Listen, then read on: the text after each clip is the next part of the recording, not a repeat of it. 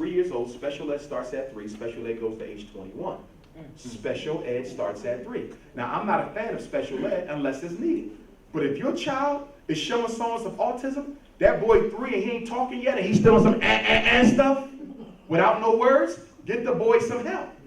Your child ain't talking yet, he don't look like he can hear, get the boy some help. I hate when we have little babies and we see things that ain't right and try to act like it's just going to disappear. Now, don't get me wrong, sometimes the kids do grow out of it. Sometimes they grow out of it, but it's best to get them the help, because if you get the help early, by the time they start kindergarten, they might not need it no more. Right. Some kids are autistic. Autism is real. And I'm not a medical doctor, but based on my research and based on my experience, I believe the reason why so many black kids are coming down with autism is because of the immunizations that we're giving. Okay? 13 years of school, kindergarten plus 12, I never had an autistic classmate. Most of you in here never had an autistic classmate your whole school career. Right. Why is it now you can find at least 1 or 2 in every classroom? Because of them shots. And some of y'all are going to say, well, Dr. Umar, if I don't give my baby the shots, they can't go to school. You are dead wrong. There's only 2 states in this country that require shots in order to go to public or charter school. That is West Virginia and Mississippi. This is Ohio. Your child does not need shots to go to school. Uh-oh. You go to the doctor, you get an exemption form, or you go to the County Board of Health website, you download it, you fill it out, you get it notarized, you give it to the secretary in the school, life goes on. They cannot keep your child. My daughter ain't immunized and ain't getting immunized. Okay? Because I don't think it's necessary. I'm not telling you not to immunize your child. I just want you to know, for those of y'all who are not into it, they can't make you do it. Okay? But get him the help. Your son 3 years old, he running around Dayton killing everybody cat. Get that boy some damn help and grace. That little boy crazy. Watch who he have. Kids wet! Everybody losing their cat. And you try to act like little John.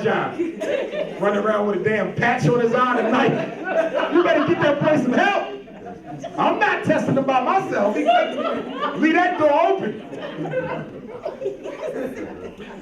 Can the school reduce my child's grades based on behavior? No, the school can't. The school cannot reduce your child's grades based on behavior. Not on the report card. Now, some of y'all looking at me like y'all crazy, because you're like, Dr. Umar, my son came home with a C when he should have had a B, and an A, and a B when he should have had an A, because the teacher said he don't know how to behave. That's illegal. Yes. That's why on the report card, they give you a letter grade for achievement and a number grade for behavior. You cannot let the behavior influence the letter grade. Do they do it? All the time. And they're going to keep on doing it until you speak up and let them know that it's illegal to do that, and I want my child's grade changed. Right. Because some principals run this on you. Well, we can't go back and change the grades. That's a damn lie. I work with educational lawyers, brothers and sisters. You can write to that superintendent and make them change that grade if it ain't the right grade. Stop letting people run scams on you. Can principals and teachers expel students? No, they can't. The only thing a principal or teacher can do is recommend expulsion. Who has the power to expel in Dayton? The local school board. Nobody else. If I'm the principal, all I can do is refer your son for an expulsion. And even if your child is brought up for an expulsion here, and they have a right to what? They have a right to due process. That means what? You have a right to question any witnesses on behalf of your child. You have a right to see any evidence. Let's say they said he was squirting a fire extinguisher. You got a right to see that video. You look at the video, you're like, how y'all even know that's my son? His back was turned the whole time. They expelled your son because he told the teacher he was going to shoot her. Something he don't say. We don't condone that, obviously. But guess what? He didn't say that. Do you have any witnesses? Yeah, he said 2 of his classmates said he didn't say that. Well, you need to contact their parents and see if they're willing to let their child testify at your son's expulsion hearing and say that that is not what came out your son's mouth. Because I'm going to tell y'all, brothers and sisters, teachers will lie on your child if they got it out for them. All the time. And some of y'all mothers better stop taking the teacher's side against your boy. Some of your boys might lie, but a lot of them are telling the truth, and you assume he wrong. Right. Stop doing that. Right. Can a charter school expel? Can a charter school principal? No. Remember, charter schools are public. That means what? If I'm the principal of a charter, I recommend to the charter school board of directors. The board of directors of the charter acts as the local school board for the charter. Because technically a charter school is its own school district. Its own public school district. You see, so even with a charter school, you have a right to an expulsion hearing to defend your child. But let me tell you what charter schools is doing all across America. They call them parents up. Come get them before we kick them out. That's illegal. You can't kick my son out. You ain't even got the power. All you can do is recommend to the charter school board, and they got to give me a hearing. Take me to the hearing. See, what they do is they intimidate black parents and say, you want to go to the hearing because then we giving you the option to take him out now, but if you go to the hearing, he might get expelled, and that'll be on his record. No. I'm going to tell you, even if he goes to the hearing and they put him out, you can still request that they treat that as a regular transfer. If I was you, I would fight for my child. Some of y'all give up too soon. These charter schools out here, some of them are trifling. Don't know they right. And a lot of people open up charter schools to give themselves a free paycheck. Because charter schools is money. Don't get it twisted. Not for profit, whatever. No, I'm real. Dr. Umar come to Dayton, I open up a charter school. I'm going to make you my principal, but I'm going to be the CEO. Now the school only got 200 kids. Can somebody explain to me why a 200 student school got a principal and a CEO? What the hell am I going to be doing that she ain't doing nothing? It's called a free paycheck. I can hire my brothers, I can hire my cousins, my nieces, she's going to be the secretary, he's going to be driving the school bus. I'm going to put my whole family to work off your tax dollars. Well, why the school got the lowest test scores? Because it wasn't open to teach black kids. It was open to put money in people's pockets. Charter schools are economic stimulus packages.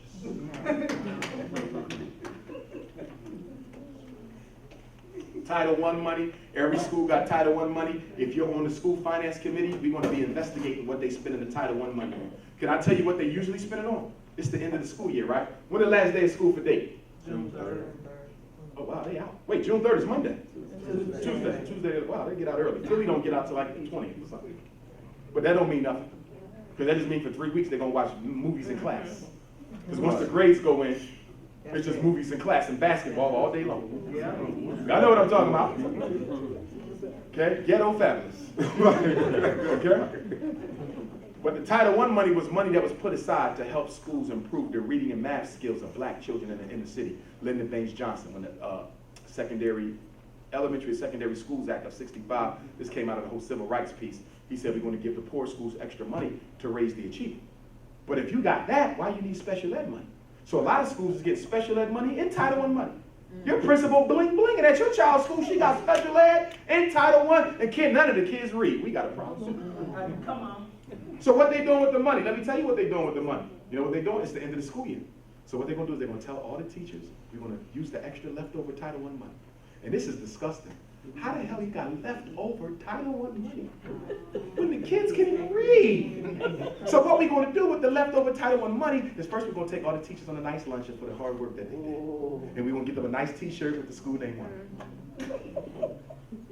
I know what I'm talking about. Some of y'all here choking because you're part of it. Right? This is what they do. And then they say, look, we got about $200,000 left, $500,000. No, this is what they. So then we're going to do times the students. So based on the money we have, every teacher can work an extra 2 hours a day for the rest of the school year. That's about 3 weeks left. Now, you only got a couple of days left, so they started this already for y'all. A couple of weeks ago, they said everybody can work 2 extra hours a day, and by the end of the year, that should be about an extra $2,500 in everybody's check. Oh, yes, you're the best principal in the world. And then they go there and tell and say, please don't take our principal away, she's good. And you think all the teachers are supporting the principal because the principal is making them work. Teachers never support principals that make them work. They down there fighting for their principal because they get an extra $2,500.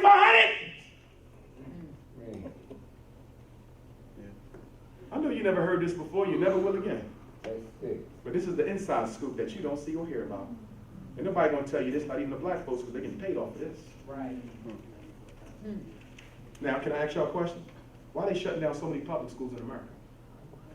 Y'all see them, right? I got them in Dayton, school shut down, shut. Now they got the charter school shutting them down, but then they also just shut them down. Why?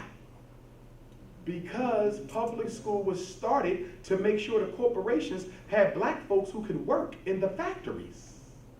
There are no more factories in Ohio. You got some, but you ain't got enough. So if schools were started to educate people to work, if you no longer need black males to work, what's the purpose of school? You ain't got one no more, so shut them down. We building jails for y'all, not schools. I'm telling y'all, brothers and sisters. Are you aware that the black incarceration rate in every state in America is at least 3 times the black population in the city? There's not a state in this country where we don't represent 3 times the number in jail that we are in the state. You think this is a coincidence? They don't need you. But they need you to work for slavery been over 149 years. We don't need y'all for nothing. We got Latinos and Mexicans and everybody else. They'll work for the jobs y'all don't want.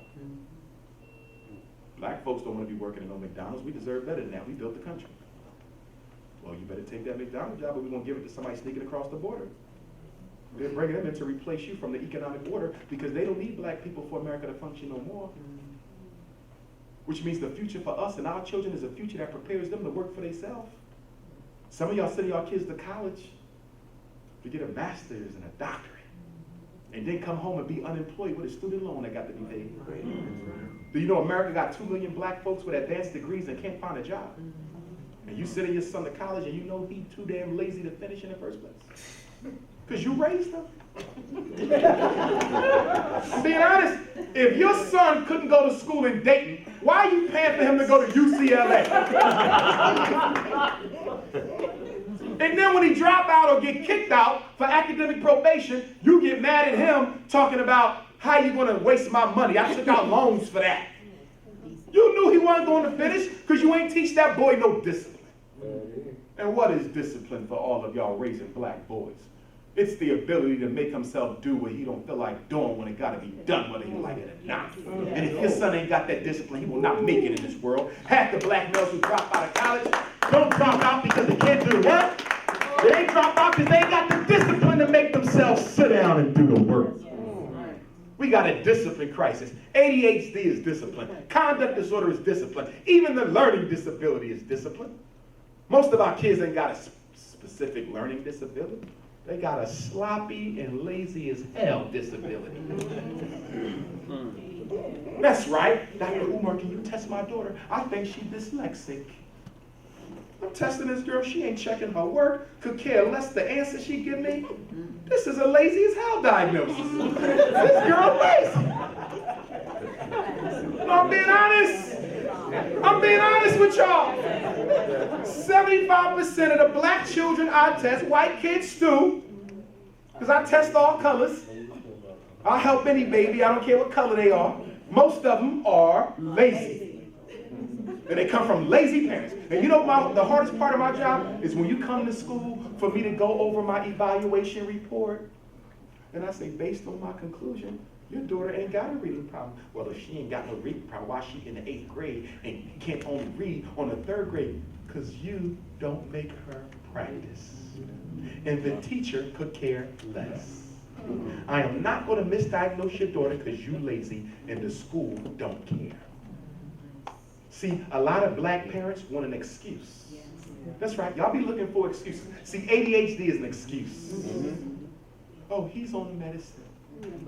No damn medicine. Right. My father was a drill instructor for the United States Marine Corps. My mother got 5 boys. You think I could come home and tell that man? Daddy, I think I got ADHD. Can I have some pills? You know, my father would have whipped my butt. See, the father was the ADHD medication back then. But he ain't there no more. And now they brainwashing mothers into thinking your son got a neurological problem. It's funny, because I speak in jails. And all the boys in jails is on drugs. They could sit still all day for Dr. Umar. From 9 to 3, no air condition, sweating and won't move. And then when it's time for me to leave, kid, he stay longer. So why did they sit still for Dr. Umar? Because what I was teaching was relevant. And the first R of education is it got to be relevant. If the education ain't relevant, everybody becomes ADHD. In fact, if what I wasn't giving y'all right now not relevant, you wouldn't be able to sit still as grown people. ADHD is a function of relevant instruction. It's also a function of relationships. How the hell are you going to teach a child if they don't know you? How are you going to teach a child if they don't trust you? How are you going to teach your child if they don't have any confidence in your ability and your belief in their ability to learn? There's a researcher by the name of Kevin Coakley. I think he's a white guy, but he did some good research on how black boys disconnect from the academic setting. And his research basically said, I quoted him in my dissertation, working on my doctorate. The research basically says that as a black boy goes up in schooling, his concern for his learning and the impact it has on his self-esteem goes down. So by the time he's in 9th grade, he can get all F's and still have high self-esteem. The question is, why do we let black boys check out of their academic self-esteem? That's because in the black community, and I'm going to blame the brothers for this, not the mothers, we value everything else but education. That's right. We value athletics, we value the NBA, we value the NFL, we value money, we value music.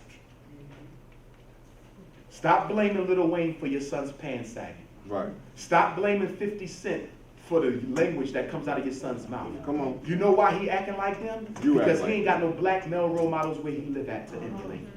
Because as soon as we get educated black men, we abandon the ghetto for the suburbs. Black men need to stop deserting black children. Stay in the hood. That's where you are needed.